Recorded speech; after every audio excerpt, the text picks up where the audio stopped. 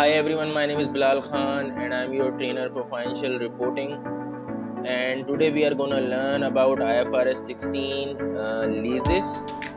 तो जी हाँ, बिल्कुल आज हम लीजेस स्टार्ट कर रहे हैं IFRS 16 और बहुत ही ज़्यादा इंपॉर्टेंट स्टैंडर्ड है from F7 point of view. तो वीडियो को लास्ट तक देखिएगा क्योंकि मैं आज एक आपको बहुत ज़्यादा इंपॉर्टेंट एग्जाम फोकस पॉइंट बताने वाला हूँ, क्योंकि उसके अंदर मैं आपको जो बताऊंगा एक बहुत ज़्यादा इंपॉर्टेंट रिसोर्स बताऊंगा जहां से आप अपने कॉन्सेप्ट को मज़ीद ग्रिप कर सकते हैं। और अगर आप न्यू टू चैनल हैं तो चैनल को सब्सक्राइब कर लें ताकि मेरी हर आने वाली वीडियो आप तक पहुंच सके। तो आए शुरू करते हैं। IFRS 16 लीजेस स्टैंडर्ड को पढ़ने से पहले हम लीजेस को समझ लेते हैं, क्योंकि बहुत सारे लोगों को कन्फ्यूजन होती है व्हाट इज़ बेसिकली लीज, क्योंकि उन्होंने अपने पेरेंट्स से, अपने बड़ों से सिर्फ सुना होता है कि लीज है। कभी कोई घर खरीदता है तो उनको पता होता है कि बस लीज पे लिया है, सब लीज पे लिया है, वॉटेवर। सही है। तो लीज बहुत ही कोई इतनी कोई टेक्निकल चीज़ नहीं है। अगर आप वर्ड से देखें तो लीज, आप अगर एक नॉर्मल घर रेंट पे लेते हैं दैट इज़ ऑल्सो लीज। ठीक है, ज़रूरी नहीं है कि इसके पीछे कोई बहुत बड़ी कैलकुलेशन हो, कहानी हो।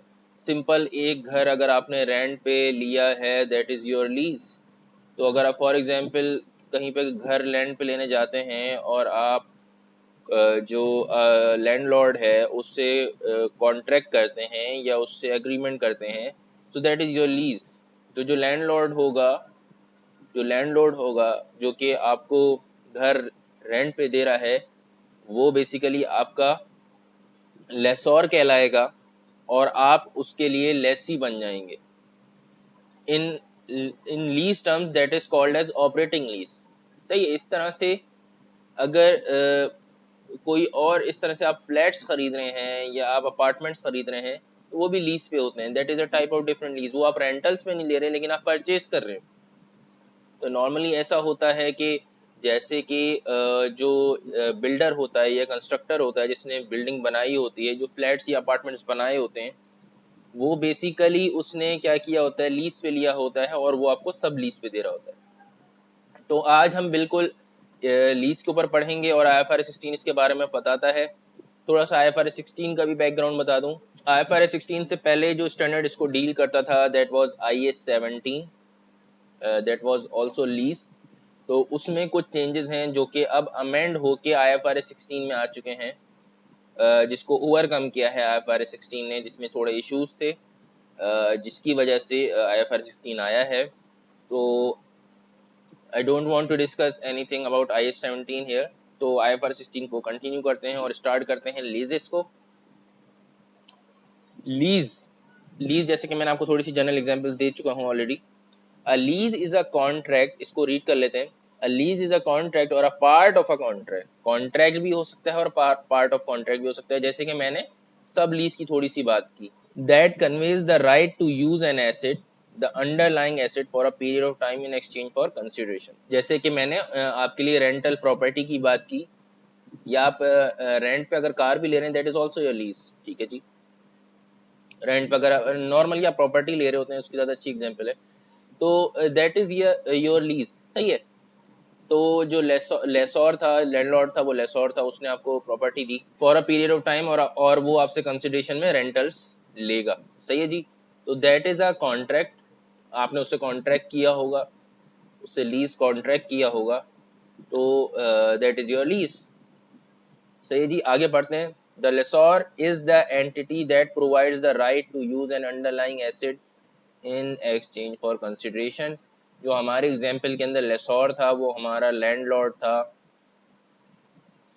जिसने हमें रेंट पे प्रॉपर्टी दी है या घर दिया है, वो हमारे लिए लेसोर था। और हमारी एग्जाम्पल के अंदर जो लेसी था वो कौन था? वो आप खुद थे, क्योंकि आप प्रॉपर्टी रेंट पे ले रहे हैं तो आप लेसी हो गए। ठीक है जी। ये बहुत ज़्यादा इंपॉर्टेंट चीज़ें हैं कि लेसोर कौन है, लेसी क्यों है, क्योंकि कुछ ऐसी ट्रांजेक्शन्स होती हैं, ऐसे कॉन्ट्रैक्ट्स होते हैं जो कि हम आगे आके पढ़ेंगे भी, like sale and lease back agreement. उसके अंदर ये आइडेंटिफाई करना बहुत ज़रूरी होता है कौन लेसोर है, कौन लेसी है। The lessee is the entity that obtain the right to use an underlying asset, ये बहुत ज्यादा इंपॉर्टेंट टर्म है, right to use an underlying asset in exchange for consideration. सही है, इसको राइट मिलेगा यूज करने का एसिड को इन एक्सचेंज फॉर कंसिडरेशन, जो ये कंसिडरेशन पे करेगा। ये जैसे कि मैंने कहा कि बहुत इंपॉर्टेंट टर्म्स हैं एज पर IFRS 16।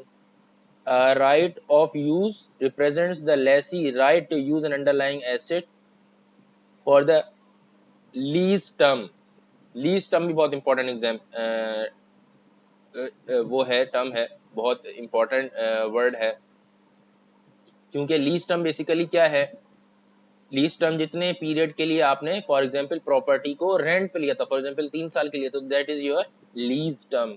जिस तरह जो प्लांट होता है उसकी लाइफ होती है, इसी तरह ये लीज की लाइफ है एक तरह की, ये कितने अरसे के लिए आपने लीज पे एक चीज ली है, तो that is your lease term, right. तो होपफुली यहाँ तक समझ में आ गया होगा इसके बेसिक जो टर्मिनोलॉजीज हैं। अब हम इसमें लेसी अकाउंटिंग पहले पढ़ेंगे, जो कि ज्यादा इंपॉर्टेंट भी है।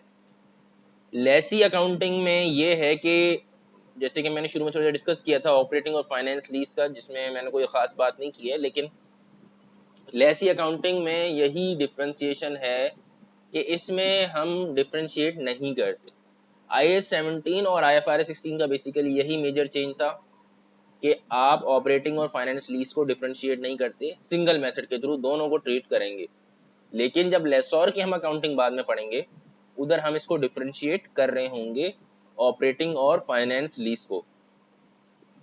तो लेसी अकाउंटिंग बेसिक प्रिंसिपल बहुत ही सिंपल है। At the commencement of the lease, यानी at the start of the lease, the lessee should recognise a lease liability and a right of use asset. Lease liability हम create करेंगे, सही है, किस तरीके से करेंगे वो देखते हैं, और अभी हमें सिर्फ यही समझने की बात है। जब हम कैलकुलेशन करेंगे मैं आपको तब समझाऊंगा किस तरह से क्रिएट करेंगे। और दूसरी चीज जो हम क्रिएट करेंगे वो राइट ऑफ यूज एसेट है, राइट ऑफ यूज एसेट हम क्रिएट करेंगे दूसरी चीज, सही है जी। तो ये जब हम एग्जाम्पल करेंगे तो हम समझ लेंगे किस तरीके से क्रिएट होता है। अच्छा, इसके अंदर हम एक प्रेजेंट वैल्यू टेबल बनाते हैं, उसके अंदर कुछ कैश फ्लोज आएंगे जिसकी बेसिस पे हम ये दोनों चीजें निकालेंगे, राइट ऑफ यूज एसेट और लीज लायबिलिटी, ROUA भी कहते हैं इसको।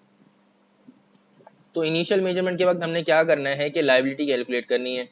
लायबिलिटी कैसे कैलकुलेट होगी? The lease liability is initially measured at the present value of the lease payment that have not yet been paid. यानी कि अगर आपने F9 पढ़ा हुआ है तो आपको थोड़ा सा आइडिया होगा, या फिर थोड़ा बहुत नीचे, अब तो स्टार्टिंग के पेपर्स के अंदर भी प्रेजेंट वैल्यू के बारे में मौजूद है इन्फॉर्मेशन। तो प्रेजेंट वैल्यू हम क्या करते हैं कि जो फ्यूचर के कैश फ्लोज होते हैं या एक्सपेक्टेड कैश फ्लोज होते हैं, उनको उनकी प्रेजेंट वैल्यू निकालते हैं ताकि हम उसकी प्रेजेंट वैल्यू निकालें, सही है। तो यहाँ पे भी हम यही करेंगे कि जो लीज के कैश फ्लोज होंगे, एक्सपेक्टेड फ्यूचर कैश फ्लोज, उनको लेंगे और हम उसकी प्रेजेंट वैल्यू निकालेंगे, तो हमारे पास आ जाएगी lease liability at present value, सही है जी। अब उसमें जो कैश फ्लोज में चीजें आती हैं वो ये यहाँ लिखी हुई हैं। Lease payment should include the following: fix payments, कोई भी रेंटल्स फिक्स जा रहे हैं हर महीने वो, ठीक है। Amount expected to be payable under residual value guarantee, कोई गारंटीज वगैरह इस तरह की नहीं है, क्या होती है हम आगे जाके पढ़ेंगे। Options to purchase the asset that are reasonably certain to be exercise, कोई ऐसे ऑप्शंस हैं, हम एग्जांपल्स के अंदर भी देखेंगे कि किस तरह के ऑप्शंस होते हैं कि जिसमें वो कहता है कि ये एक्सरसाइज करेगा नहीं करेगा, उससे कोई कैश फ्लो जनरेट हो रहा है तो वो भी इसका पार्ट होगा। टर्मिनेशन पेनल्टीज, कोई पेनल्टीज हैं, फॉर एग्जांपल उसने लीज 3 साल की थी, लेकिन उसने 2 साल में खत्म कर दी, तो उस पर कोई पेनल्टीज वगैरह हैं वो भी इसके अंदर आ जाएंगी, ठीक है जी।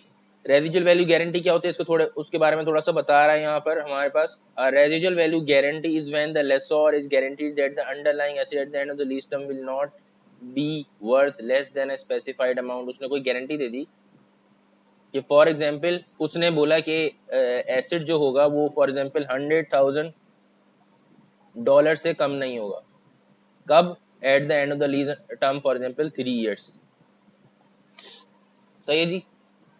तो अगर कोई ऐसी गारंटीज वगैरह दे रहा है, क्योंकि ये इसमें क्या होता है कि फाइनेंस लीज भी होती है, ऑपरेटिंग लीज भी होती है, तो अगर फाइनेंस लीज है, फॉर एग्जांपल उसने बोला कि आप 3 साल यूज करोगे, उसके बाद एसेट आपका that is called finance lease basically.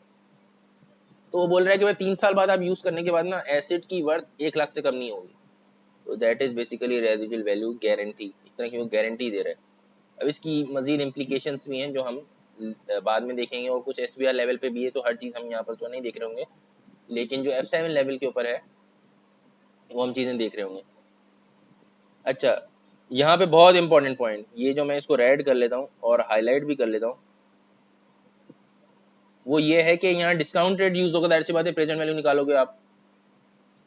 The discount rate should be the rate implicit in the lease, if this can not be determined then the entity should use its incremental borrowing rate, the rate at which it considers one to purchase a similar asset.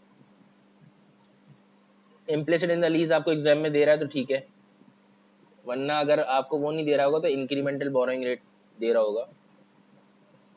Rate implicit in the lease तो एक तरह से effective interest rate का अगर आपको concept पता हो तो उस तरह का रेट होता है, जबकि इंक्रीमेंटल बोरोइंग रेट जो होता है वो रेट होता है कि जब अगर फॉर एग्जांपल आप सिमिलर एसेट के ऊपर लोन लेने जाएं बैंक से, तो उस पे क्या इंटरेस्ट रेट आपको मिलेगा, वो बेसिकली आपके लिए इंक्रीमेंटल बोरोइंग रेट हो रहा होता है।